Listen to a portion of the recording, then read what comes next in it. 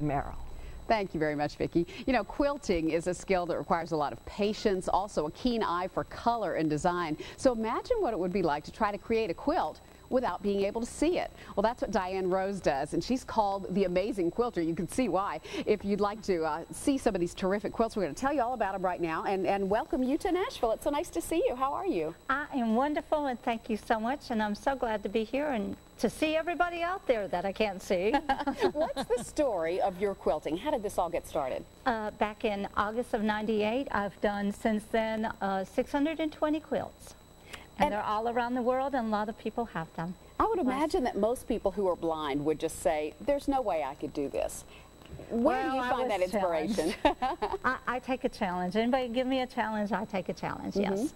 I was visiting someone and saw it on the back of a couch, and a lady asked me if I knew how to quilt. I said no. She said she'd like to teach me, taught me how to cut the fabric, and I just went from there, and I do several different designs, different things that a lot of different quilts, of which are sitting here. We have a ragged, the little one here that looks like I love this. That's a ragged flannel. We have a Western baby. Now all these are for purchase that I do carry with me when I travel.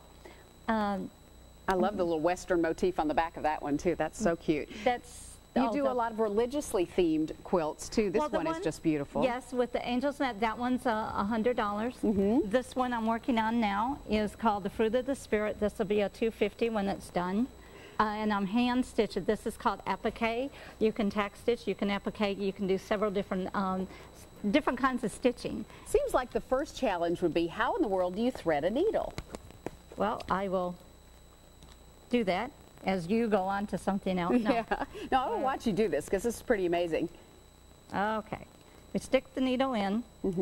These are called needle threaders. Okay. I do carry these with me. They sell for $2. It's a little nifty tool there. I stick it in the eye of the needle. Get up there.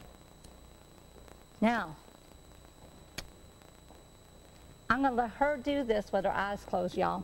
Okay. Well, I need to move this so we can be sure we can see what you're doing there. Okay. That's great. Okay. Ready? Yeah. Needle's in here. Okay. Needle threader's in there. Slide the thread over the needle. Super easy. Ta-da. Look at that. Ta-da. Yes. I need one of those. That's a nifty tool. You can hang on to that. Thank you. And I certainly will. So show us how you quilt. And you can hold on to that. I will. She's my little handyman here. I'm glad to be able to help. I always double my thread because it does make it easier of not losing your ends. And that's what I'm about to do. How long does it take you to make a quilt? It could be 3 days to a week to a month, depending on how big and how detailed it is. This is not a job that I chose to do. This is what God gave me to do, and I really, really thank Him for the opportunity, the talents, and I try to encourage folks to do something with their lives. And you don't consider this a disability? Oh no, not at all. It's not even an not being able to see can be an inconvenience, but if you have this elements with your body, you can make it into a handicap, but I choose not to. You have a reason, you have a purpose in life. God brought you on this earth to do something with your life, and I choose to do something. I have always challenged with different things, and I try to overcome challenges. I try to encourage people to get out and do something. It doesn't matter if Johnny Erickson can sit there and not be able to see and do. I'm sorry, she's paralyzed.